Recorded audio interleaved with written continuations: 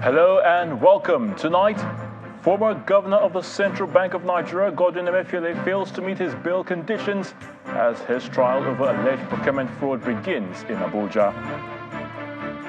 President Bola Tinubu seeks National Assembly's approval for external borrowing of $8.6 billion and 100 million euros. And Court of Appeal in Lagos and Abuja affirm election of Siminalayi Fubara and Kefas Agbu as governors of Rivers and Taraba states. On business news tonight, Africa Energy Chamber rates Nigeria as star oil producer in 2024 as it launches outlook for the continent in the new year. On sports news tonight, Super Falcons interim coach Justin Madugu warns players no room for errors as the team hosts Cape Verde in the final qualifying fixture of the Women's Africa Cup of Nations on Thursday. And from Abuja, stakeholders at a citizens' town hall meeting on electoral reforms recommend the unbundling of INEC, as well as the review of the process for appointing the head of the electoral body. And in international news from London, the World Health Organization says more people could die from disease than from bombings in the Gaza Strip if its health system is not repaired. We begin from the courts. The trial of the former governor of the Central Bank of Nigeria, Mr. Godwin Emefiele, over alleged procurement fraud has commenced at the Federal Capital Territory High Court, Abuja. At the resumed hearing, the EFCC fielded 3 witnesses. The first prosecution witness, who was a top official of the Corporate Affairs Commission, CAC, Mr. Shamsuddin Romanus, told the court that Mr. Emefiele was not the owner of the shareholder of the April 1616 or 1616 Investment Limited. The company awarded 1.2 billion Naira vehicle supply contract by the CBN under Mr. Godwin Emefiele. Our judiciary correspondent, Emanuela Kelly, reports that the former CBN boss will, however, remain in custody since he has not been able to meet his bail conditions.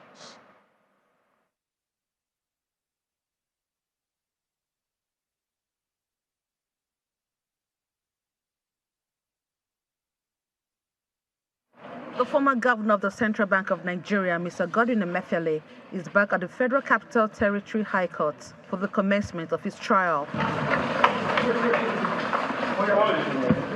He's standing trial for allegedly conferring corrupt advantages on the staff of CBN, Sadat Yaro, through the contract awards for vehicle supplies worth over 1.6 billion naira, which is contrary to Section 19 of the Corrupt Practices and Other Related Offences Act 2000. At the commencement of the trial, the prosecution fielded its first witness, Mr. Shamsuddin Romanus, while stating that Mr. Emefiele was not the owner or a shareholder of the April 1616 Investment Limited, which awarded the vehicle supplies. He read out the names of the owners of the company. He explains the EFCC has no role in the day-to-day running of affairs of the entity, even though it was responsible for incorporation of the company. The second witness to take the stand is Mr. Remigius Ugu, a compliance officer with Zenith Bank. He told the court how various huge sums of money were paid by the CBN into the April 1616 Investment Limited. While tendering various documents on behalf of the bank, the witness asserted that the former CBN governor was not a signatory to the bank accounts of the company, and none of the payments were linked with Emefiele's name. The third and final witness for the day is Mr. Oluwole Oweye, a deputy director of banking services with CBN and former secretary to Major Contracts Tendering Committee. Mr. Oweye told the court that his committee was not involved in the vetting of bidding for the award of the contracts that led to the prosecution of Emefiele. The witness explains that another committee handled the bidding because it was above the thresholds of his own committee. He adds that the MCTC and Procurement Department were fully functional when Mr. Emefiele was the CBN governor. After taking the testimonies of the 3 witnesses, the trial judge, Justice Hamza Muazu, subsequently adjourned the case to January the 18th and 19th, 2024 for continuation of trial. Counsel to Mr. Emefiele, Mr. Matthew Booker, who spoke off camera, says his client is yet to meet his bail conditions. Mr. Godwin Emefiele is standing trial on an amended 6-count charge of alleged procurement of vehicles He was led by prison officials back to the Kuje Correctional Center, pending when he's able to meet his bail conditions. Emefiele, Channels Television News. To the National Assembly, where President Bola Tinubu is asking the Senate to consider and approve an updated external borrowing plan of $8.6 billion and 100 million euros. The request was announced by the President of the Senate, Godswill Akpabio. The Senate also granted the request of the President to hold a joint session of the National Assembly for the presentation of the 2024 budget proposal on Wednesday. Our National Assembly correspondent, Gloria Umezuke, reports. The 2024 budget became the nodal point for legislators at the National Assembly on the first plenary session for the week. A communication from President Bola Tinubu is read. May I crave the indulgence of the Senate to grant me the slot of 1100 hours on Wednesday, the 29th day of November 2023, to formally present the 2024 appropriation bill to a joint session of the National Assembly. President Tinubu had also written the both chambers seeking approval for an updated external borrowing plan of $8.6 billion and 100 million euros for critical infrastructure towards the socio-economic development of the country. That the projects and programs in the borrowing plan were selected based on positive technical economic evaluations to improve the livelihood in all the 36 states of the Federation, including the Federal Capital Territory. In both chambers, President Tinubu had equally forwarded the supplementary budget for the FCT. I hereby move. The lawmakers shortly overwhelmingly rejected a bill sponsored by Senator Karimi Sande seeking to allow political parties that won an election nominate a replacement in the event of a vacancy resulting from death or resignation. Even in all Supreme Court judgment, it is said that the party owns the ticket. Also, when we go into an election, you don't see the name of candidate on the ballot paper. What you see on the ballot paper is the name of the party. So why are we wasting money conducting fresh elections? How can we allow party leaders to choose a representative in the constitutional representation? Yes, the ticket is for the party, but the vote is for the candidate. The sponsor rejects an opportunity to withdraw the unpopular bill, and subsequently the bill is quashed. So you may wish to withdraw it. I don't want to withdraw the bill. It can be referred to the committee. I believe in the bill. Those who are in support of further steps being taken on this proposed amendment say aye. Aye. Those against say nay. The nays have it. The Senate has also passed 57.14 billion naira as the 2023 budget of the Nigerian Police Trust Fund. Again, the Senate confirms the nomination of Professor Tunji Olaupa as chairman of the Federal Civil Service Commission, as well as 11 others for appointment as members of the commission.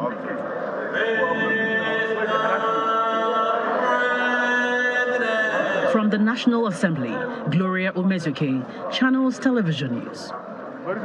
Meanwhile, the President will tomorrow, Wednesday, depart Abuja for Dubai, United Arab Emirates, to attend the COP28 Climate Summit, also known as the 28th United Nations Climate Change Conference, or the Conference of the Parties of the COP28. A statement by the President's Special Advisor on Media and Publicity, Ajuri Ngalale, says President Bola Tinubu is expected to deliver a national statement at the World Leaders Summit, which takes place on December the 1st and 2nd this year. The President's statement will highlight Nigeria's stance on various issues, including renewable energy and climate financing, mindful of the severe impact of climate change on Nigeria. His message will also focus on holding businesses and institutions accountable, reflecting Nigeria's dedication to sustainable and responsible practices. Other issues to be explored by the Nigerian team include partnerships to implement Nigeria's energy transition, Article 6 projects, internationally transferred mitigation outcomes, technology transfer, capacity building, and methane mitigation. The appeal court sitting in Lagos has dismissed the petition of the All Progressives Congress candidate, Mr. Tonye Cole, in the March 18 governorship election in Rivers State, challenging the victory of Governor Siminalayi Fubara of the People's Democratic Party. The APC candidate, who was present in the courtroom, had asked the court to direct INEC to declare him the winner of the election. The Rivers State Governorship Election Petition Tribunal had dismissed the petition of Mr. Tonye Cole challenging the election of Governor Fubara on the ground that the APC that sponsored Mr. Tonye Cole had withdrawn the petition against Governor Fubara's victory. Parties and individuals, candidates that run for elections go jointly, but they also have their own individual rights. At the tribunal, it was claimed that because APC as a party had withdrawn from proceeding in that tribunal, that I had no merit, no grounds, no reason to stand. And I think that was fundamentally wrong by the tribunal because it affects everybody who is running for elections moving forward. So this was very, very significant. If we have done something for democracy as a whole, this judgment that has been overturned by the appeal court has affirmed that democracy, individual democracy, is critical, and I'm very happy with that. I'm happy that we got that done. What they had the tribunal say was that the Court of Appeal say was that it was not proper to have dismissed the petition in limine on the ground that the APC had withdrawn. But the tribunal nonetheless proceeded to consider the petition on the merit and dismissed it as if the APC was still a party to it. So I have no concern about that. And what the Court of Appeal did was to say, look, you were wrong. But then let us look at the facts. And when they look at the facts, they found that the judgment cannot be disturbed. Staying with legal matters, the Court of Appeal in Abuja has dismissed the appeal of Mr. Sani Yahaya of the New Nigeria People's Party, who is challenging the victory of Governor Kefas Agbu of the People's Democratic Party as the duly elected governor of Taraba State in the March 2023 governorship poll. Mr. Yahaya and his party had challenged the result of the election on the grounds of non-compliance with the Electoral Act, stating that Mr. Agbu didn't score the majority of lawful votes cast. Delivering judgment, the appeal court holds that the relief sought by the NNPP candidate were inconsistent, having faltered the outcome of the polls on grounds of non-compliance with the Electoral Act, yet praying the court to declare him winner of the same election. In a unanimous decision, the Appellate Court thereby dismissed the appeal of the NNPP for lacking in merit, just like the tribunal did on September the 30th. The court has confirmed that Taraba people spoke, and they spoke loudly. The court has confirmed, the Court of Appeal has confirmed that Dr. Agbu Kefas was duly elected and that he was properly returned as the governor of Taraba State. They should fold their arms, they should relax. Good days are coming. We are working, we will continue to work. We will justify our election. They should join us and work for Taraba people. There is always a loser and a winner. We are the victor, they are the vanquished. They should join us and together we'll work for Taraba State. It's good news for Nigerians as the Nigeria Immigration Service is set to roll out a complete automation in passport processing. Now, the process expected to take off in December will allow for automation in travel passport application process. The Minister of Interior, Olubomi Tunjojo, spoke on our political platform, Politics Today. We promised, we gave a date, we said December. That's what we said. And I can tell you, we are 99% done. In fact, we've done the testing, and we should be going live in the next 1 week or thereabout. And as I said, that will ensure that Nigerians, all they need to do in an immigration center, a passport center, is just biometrics, just to take your fingerprint, that's all. So you do all of those other processes? Everything is going to be pre-biometrics everything. In the comfort of your home? Yes, of course. On your phone? Including uploading your passport picture, or just uploading like of your supporting documents. Exactly. So we are doing that. I think it's a minor. We have gone beyond that. In fact, we've gone through it. They would have gone live about 2 weeks ago. But I saw some errors when they came to do presentation, and I said, no, this cannot be this cannot be this. We're talking about balancing national security as well as convenience. There must be a middle point. You cannot bring discomfort on the basis of insecurity or in basis of enhancement of security. You must find a meeting point of both security and, of course, comfort. So that would be like a Christmas gift to Nigeria. No, it's going to be. And again, apart from that, as I promised on this issue, I said by February, all our international airports, we have e-gates. In part two, after the break, Spotlight initiative to combat sexual and gender-based violence in Nigeria ends its run in the country, hands over to the Nigerian government. Please join us again.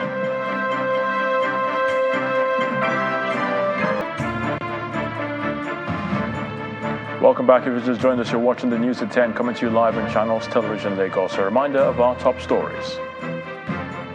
Former Governor of the Central Bank of Nigeria, Godwin Emefiele, fails to meet his bail conditions as his trial over alleged procurement fraud begins in Abuja.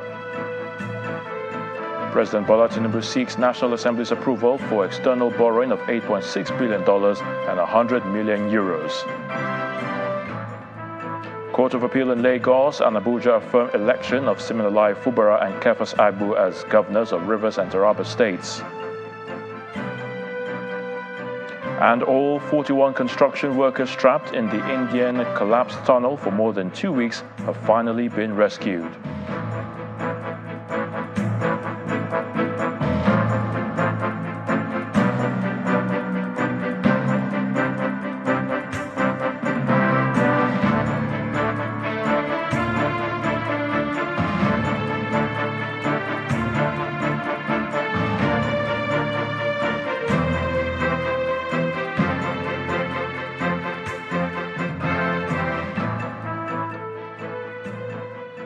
All right, let's head to the nation's capital where Gloria Umezuke is standing by to give us the very latest from our Abuja studios. Great to see you again, Gloria.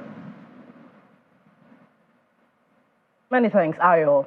We begin in Abuja with the Independent National Electoral Commission, INEC, where Professor Atahiru Jega says that for any amendment to be introduced to the 2022 Electoral Act, it must include the prescription of cross-capiting prevailing among candidates standing for elections. Professor Jega stated this during a citizens' town hall on electoral reforms jointly organized by Yaga Africa and the European Union in Abuja. He also recommended the unbundling of INEC as well as the review of appointment processes of the chairman, national commissioners and resident electoral commissioners. Other stakeholders present are also demanding for the independence of the Electoral Commission. Our correspondent, Benny Ark, reports. Can hear that applause. The town hall meeting had in attendance participants and speakers from the National Assembly, former INEC chairman Professor Atahiru Jega, civil society groups, political parties, security agencies, and academia. The executive director of Yaga Africa and convener of the citizens' town hall meeting, Mr. Samson Itodo, began by highlighting some of the issues hindering the effectiveness of Nigeria's electoral system. There are enormous responsibilities vested on the Electoral Commission. So the need for an Electoral Offences Commission, the need for a political party regulatory and registration commission is critical. And Nigerians want an INEC that is unbundled. Secondly, is the independence of the Electoral Commission.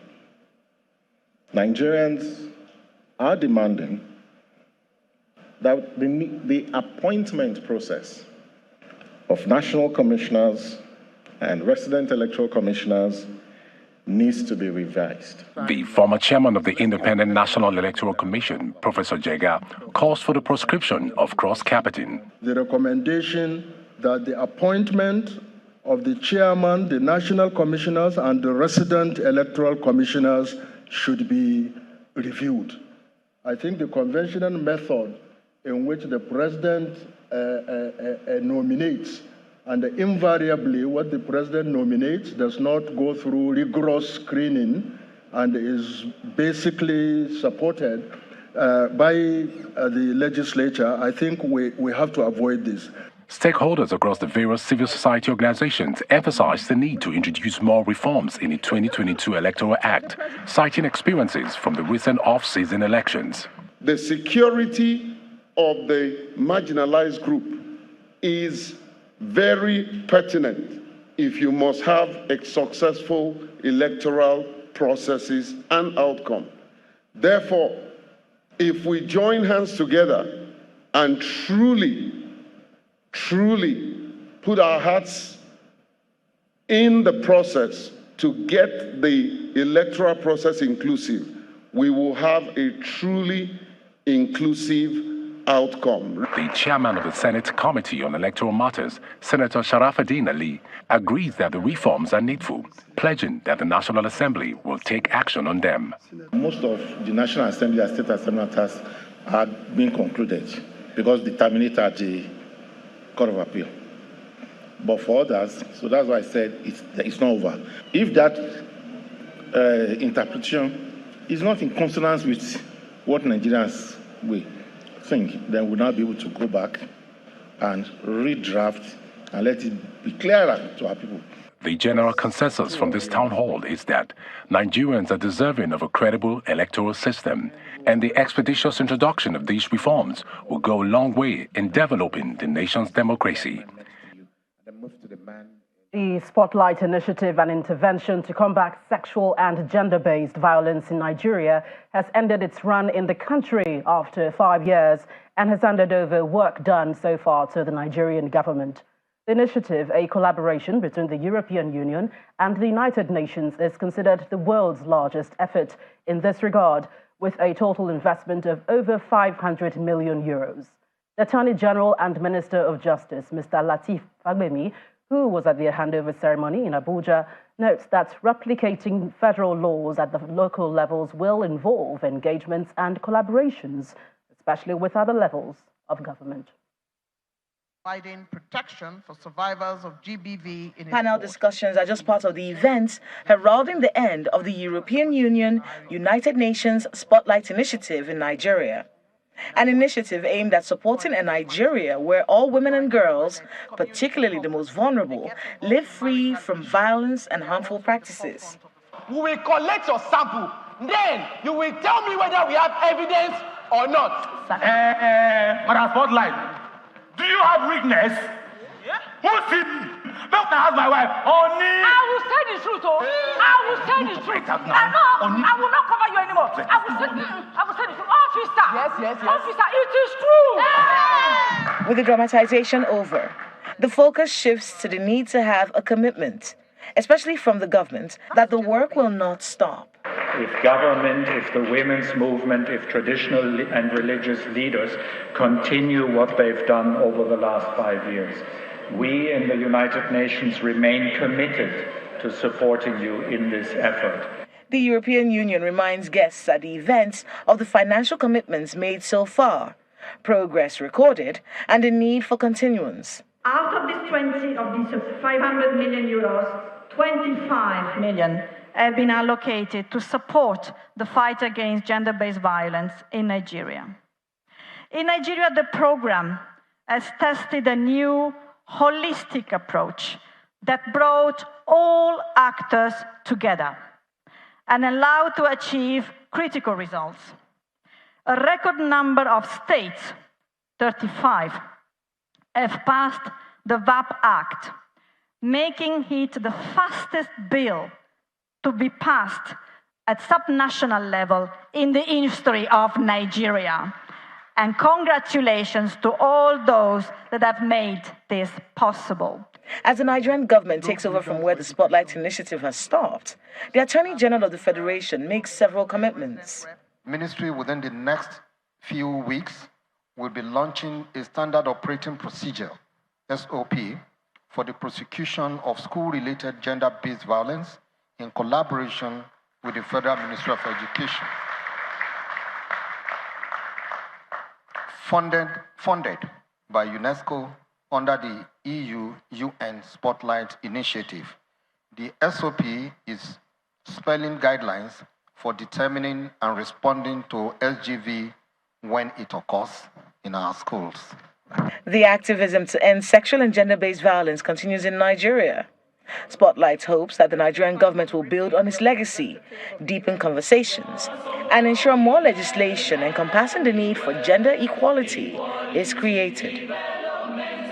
In the meantime, the British Council is seeking the involvement of stakeholders in the federal and state levels in the improvement and promotion of inclusive practices in Nigeria, with emphasis on marginalized children and students with special needs. Well, speaking in Abuja at the 2023 British Council Schools Connect conference, the country director of the council, Mrs. Lucy Person, says increased awareness of inclusive education in Nigeria is key to the development of the Nigerian child.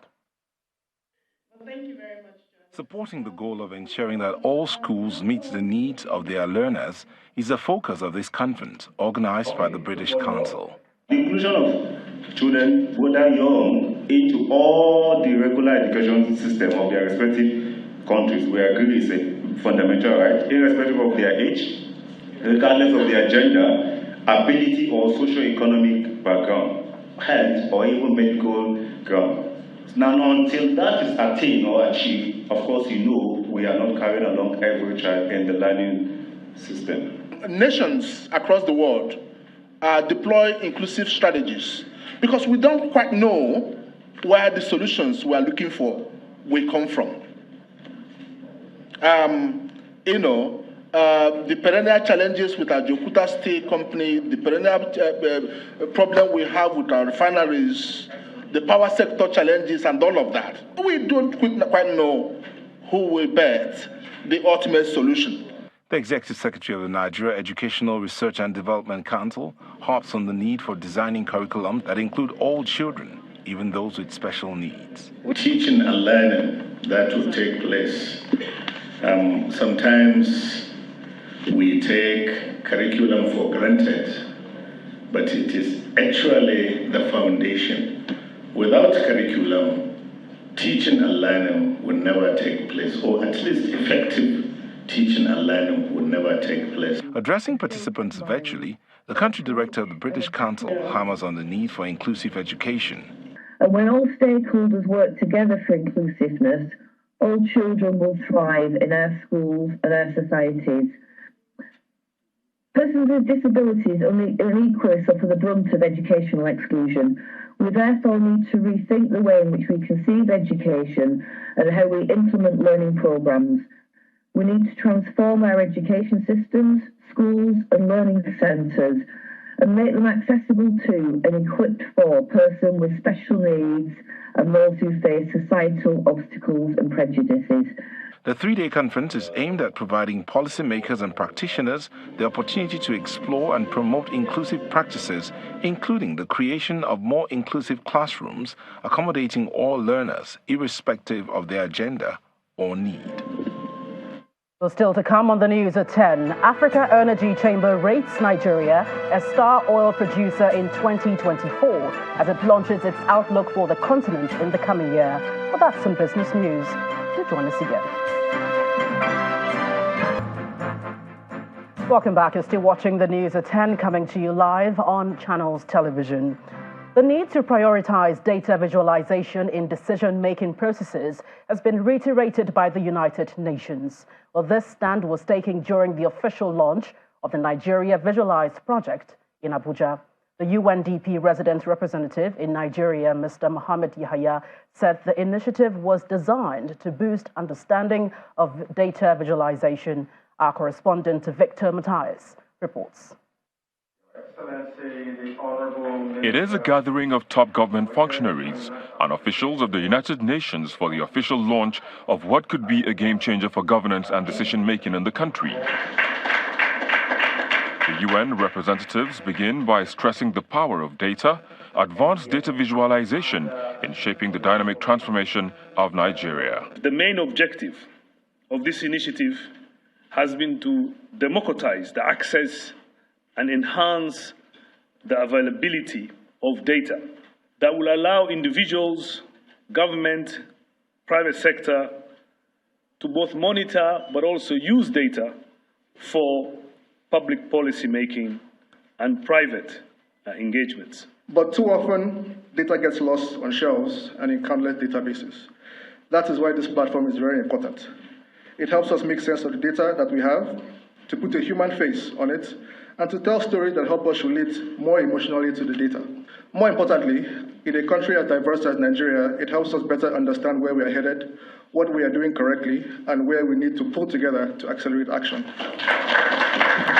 The Minister of Budget and Economic Planning, Senator Abubakar Bagudu, describes the project as one that would provide more access and information to Nigerians, while the Statistician General of the Federation, Mr. Semiu Adeniran, calls it a new turn in collective data gathering. Visualization that can give you a 5-minute view about your country or about the developmental challenges or cultural opportunities or economic opportunities that are in the different landscape is no doubt an important addition. The main essence of producing data is for users across the board to deploy it in designing, in implementing, and in monitoring policies and programs, as well as for taking crucial investment decisions required to grow our economy and improve the well-being of our citizens. With over 40 detailed data visualizations, the project is in collaboration with the Federal Ministry of Budget and Economic Planning, the Nigeria Bureau of Statistics, and the UNDP. It is expected to transform the data space, provide government with the needed data for planning, and change hitherto misconstrued narratives in the country. Victor Matthias, Channels Television News. Well, that's it from the nation's capital. It's back to you, Ayo, for the rest of the news at 10. Thank you so much, Gloria. Let's talk security now. The Nigerian Army 63 Brigade Asaba has raided a criminal hideout in the Koka area of the city, arresting over 140 suspects, including 8 who allegedly killed a police officer, DSP Sunday Okwebo, early Tuesday morning. While conducting its operation, Still Waters personnel of the Nigerian Army engaged the suspected criminals, shooting 2 of them while 2 fled with pump-action guns. The Chief of Staff to the Brigade Commander, while handing over the suspects to the police, gave details of the operation. Okay. Our troops from SI Stillwater and troops of Delta Hawk mobilized and moved to the general area, the Koka general area. On getting to the place, they had an encounter with these criminals on my left. 2 of them were shot. We met a police, they were very killed a policeman, a police officer who is DSP Sunday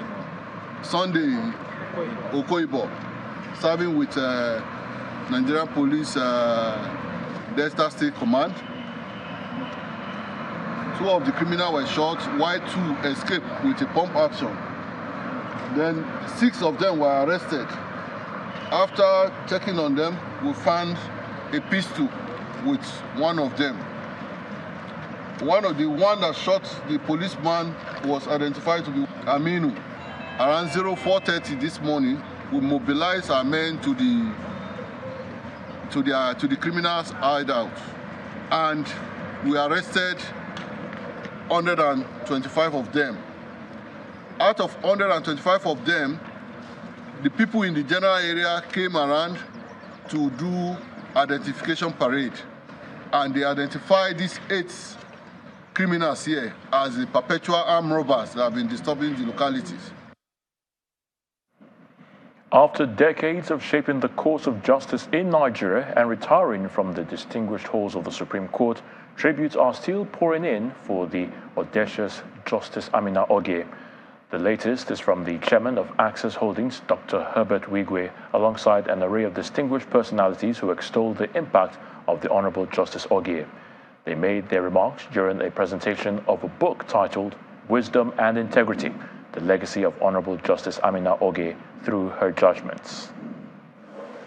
It's a big day for Justice Amina Augie as high-profile business titans, private sector leaders, distinguished royal fathers and professionals, legal luminaries, senior advocates of Nigeria and jurists at different levels gather for the presentation of a book in her honor. The Obi of Onitsha, His Royal Majesty Nnemeka Achebe, hits the ground for deliberations, while Professor Fabian Ajogu reviews the book, which is in 2 volumes. The legacy of Justice Augie is not merely a collection of legal precedents. It is a testament to a life dedicated to upholding the highest standards of ethical conduct and legal acumen. This book encapsulates Honorable Justice Amina Augie's pronouncements, skillfully transcribed from her pen to precedent. The book is a tour de force in legal analysis, seamlessly weaving together substantive and procedural insights. 3. Then comes the unveiling. 1. Can we put our hands together as we celebrate 45 years of incredible service? The chief host hails the exemplary qualities of Justice Augie, while the celebrant recounts her journey through the corridors of justice. The diversity of her talent, passion for academia, commitment to exploring different aspects of law and practice, and her advocacy for human rights and women's rights make her a true pioneer. The fact that you lived at all and you helped one person is enough that the day God calls you home, you can say, I'm ready to go. I've done all that was expected of me, even the last smile that I would give. Her career spans over 45 years of impactful service and landmark judgments. I launched this book, which basically speaks to wisdom and integrity, and I think it's a book worth reading, particularly for those in the legal field. And I think that the private sector must learn to appreciate law more and more and more. On November the 7th, 2016, retired Justice Amina Augie was appointed as a justice to the Supreme Court of Nigeria, becoming the 6th woman to serve in this esteemed role. Are you in search for an exclusive hospitality center where luxury, serenity, and comfort thrives?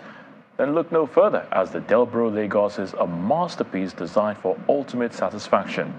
At the grand opening of the Delborough Lagos, former Presidents Olusegun Obasanjo, Goodluck Jonathan, the Governor of Lagos State, Babajide Sanwo-Olu, and a wide range of high-profile personalities endorsed the magnificent facility. Built in the heart of Victoria Island, this is the Delborough Lagos.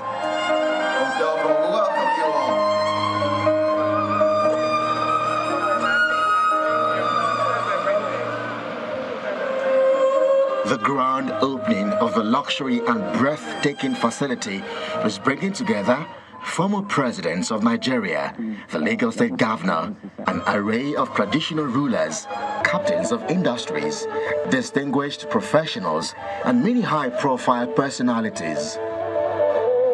The former presidents leave the array of goodwill messages. God that have given you the ability, the enablement to put this up, will give you the ability and the enablement to put up one that is bigger than this. Stanley, you've done well. I thank you so much. I appreciate what you're doing. You're a good example of what we want our young boys and young women to do. The Delborough is a child of great imagination, but not just imagination. Also, is a child of a painstaking and meticulous execution to translate the dream into the reality that all of you now behold. But there are more remarks for the Delborough Lagos and its chairman, Dr. Stanley Uzochukwu, from the Lagos State Governor, who also performs the grand opening. The Lagos story is another story that Delborough is also stamping for us. And what that means is that as soon as we cut this, there will be another young Nigerian somewhere. There will be a young Lagosian somewhere who will need to beat the standard that Delborough has set.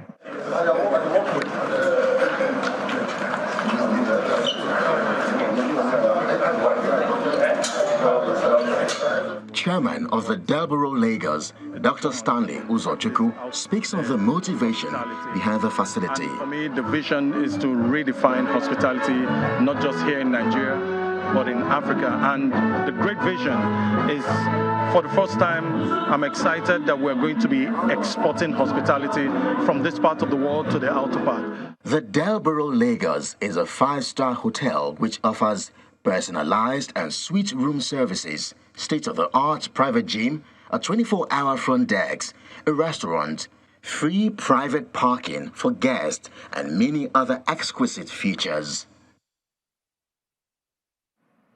Let's now join Melinda Kilami for the very latest in business news.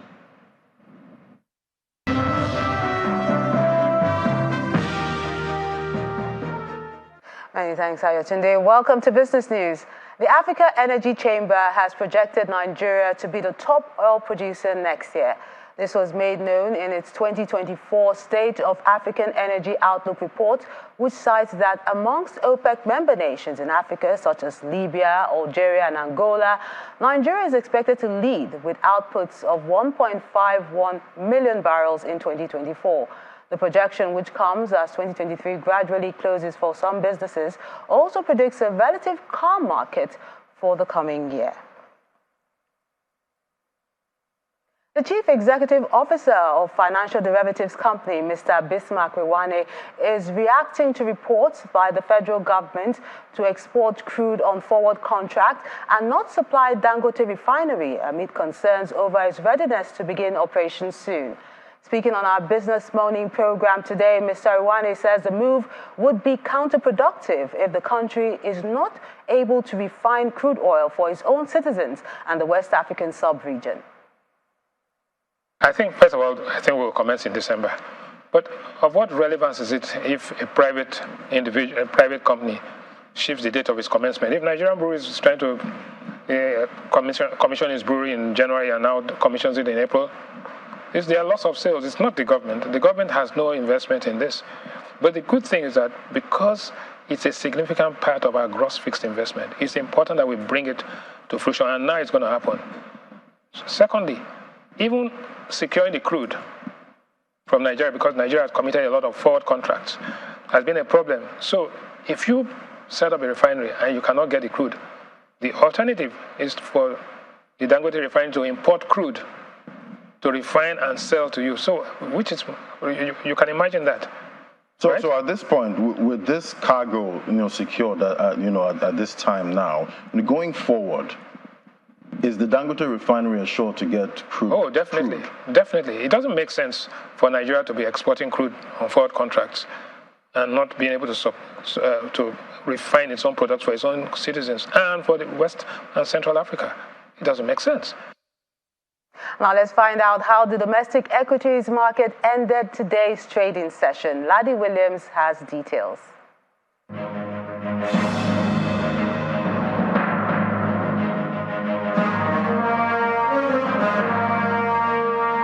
Hello and welcome to the Stock Market Report. Well, it's the second day in the last trading week of November, and we see some bear activity at this time. 0.44%, almost 0.5%, 71,000, holding on to that level by a hair's breadth now. Market cap sitting at 39 trillion. Let's look at the sectoral performance. We're seeing the banking counter not convincingly up like we had yesterday. Marginal gain, 0.06%.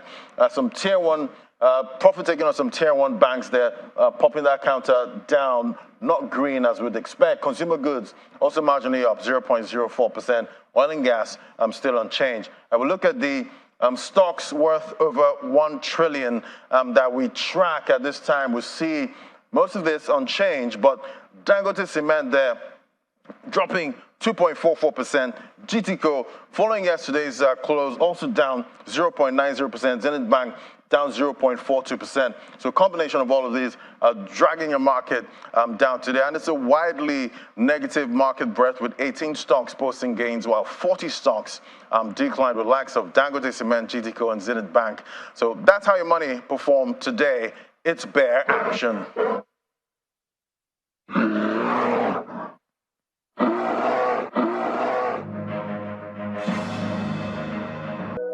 That's Business News. It's back to you, Ayotunde.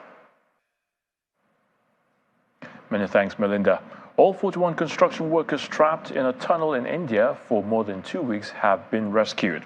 Earlier, rescuers said they have broken through rocks and debris to reach the trapped men. Here's Simon Pusey with this and other international stories in Around the World in 5. Good evening and welcome to the channel's studios here in London with your international news around the world in 5. The World Health Organization says more people could die from disease than from bombings in the Gaza Strip if its health system is not repaired. Gaza health authorities, deemed reliable by the United Nations, say more than 15,000 people have been confirmed killed in Israel's bombardment of Gaza, around 40% of them children, with many more feared to be lost under rubble. Israel has sworn to annihilate Hamas, the militant group that rules Gaza, after its gunmen burst across the fence and killed around 1,200 people and seized 240 captives. Speaking at a UN briefing in Geneva, the World Health Organization's Margaret Harris repeated concerns about a rise in outbreaks of infectious diseases, particularly diarrhea diseases. So eventually we will see more people dying from disease than we're even seeing from the bombardment if we are not able to put back this health system and provide the basics of life, food, water, medicines, and of course fuel to operate the hospitals. Meanwhile, more footage has been released of the hostages freed from Gaza and from Israeli prisons. 11 hostages released last night by Hamas being reunited with their families in Israel. 8 children, an 18-year-old woman and 2 mothers were returned to Israel. So far, there have been 74 people released from Gaza out of around 240 people believed to have been kidnapped by Hamas and other Palestinian armed groups. US Secretary of State Antony Blinken says NATO ministers will be strongly reaffirming their support for Ukraine as it continues to face Russia's war of aggression. His statement comes as the fate of a $60 billion US military aid package proposed by the Biden administration is in limbo due to opposition from some Republicans in Congress. We will be strongly reaffirming our support for Ukraine as it continues to face Russia's war of aggression. We will be looking to the summit next year in Washington to celebrate the 75th anniversary of NATO, but not just celebrate that anniversary, continue to carry the alliance forward, including with the commitments that its members are making to our collective defense. The Philippine government will resume peace talks with the country's communist rebels in a bid to end decades of civil strife. The government of the Republic of the Philippines and the National Democratic Front of the Philippines have agreed to a principled and peaceful resolution in ending the armed conflict. Authorities will re-engage with the New People's Army, the military wing of the Communist Party of the Philippines, for the first time in 6 years. If negotiations succeed, the rebels will end their armed struggle and transform into a political movement, according to Norway, which has mediated the island nation's peace process for around 20 years. Authorities in Western Germany have urged residents to stay at home, warning of life-threatening danger after a burst of winter weather led to hazardous roads, leaving 2 people dead. The sudden onset of winter led to several accidents and people being trapped in their vehicles due to slippery roads and fallen branches caused by snowfall in many parts of Germany. The German Meteorological Service forecasts snow and sleet again in many federal states, adding that the weather will persist in the coming days. And the first transatlantic flight by an airliner using pure sustainable aviation fuel, or SAF, has taken off from Heathrow. Virgin Atlantic was awarded up to £1 million by the government in December 2022 to plan and operate the flight to demonstrate the effectiveness of SAF. Made from sustainable sources such as agricultural waste and used cooking oil, it is seen as vital to reduce the aviation industry's carbon emissions, but is currently several times more expensive to produce than conventional jet fuel. It currently makes up only about 0.1% of aviation fuel used globally. Nobody thought it was going to be possible ever for long-haul airlines to be able to fly on sustainable aviation fuel. Today we hope to prove the skeptics wrong, prove that it can be done, and once we've done it, we then will turn to the fuel industry and say, if you can supply it, we've proven it can be done. If you supply it, we will use it.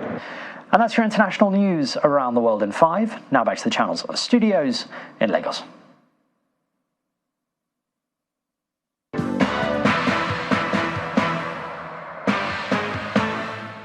Thanks, Simon. And back here, it appears the Super Falcons standing coach Justin Madugu is taking nothing for granted in their 2024 Women Africa Cup of Nations final qualifying fixture against Cape Verde on Thursday as he warns against complacency. The 9-time African champions reached this final stage of the qualification series following the withdrawal of Sao Tome's senior girls from a second-round fixture in September. In the meantime, Eric Ten Hag has asked Manchester United players to keep calm in the Galatasaray cauldron on Wednesday night as they fight for their lives in the Champions League. United are bottom of Group A and will be eliminated if they lose in Turkey. And Arsenal manager Mikel Arteta says the Gunners require just 1 point to advance to the knockout stages of the Champions League, and that is where the club should be. Arteta's side have won 3 out of the 4 group games, and with a home game against Lens on Wednesday night, he wants the job done with a game to spare. And that's it on sports. Ayotunde is back to you.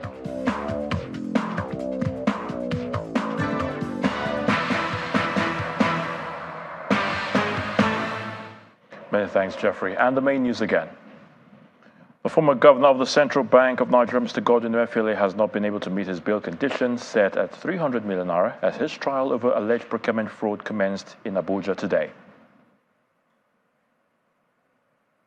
President Bola Tinubu is seeking the National Assembly's approval for external borrowing of $8.6 billion and 100 million euros.